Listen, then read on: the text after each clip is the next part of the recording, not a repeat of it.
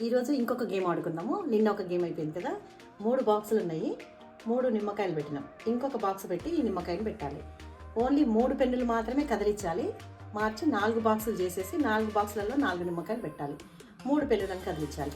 అలా చేస్తే నీకు 500 బెట్. ఓకే మమ్మీ, ఈసారి నేను పక్కా గెలిస్తే నా దగ్గర 500 బెట్. ఒకరికి గెలిస్తే నాకు 1000 ఇస్తావా? ఓకే, చూద్దాం. సరే ఓకే.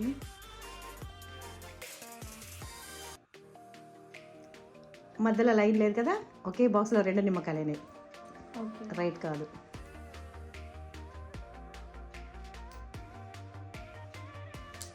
ఇది ఓపెన్ అయిపోయింది కదా. రైట్ కాదు. ఓకే.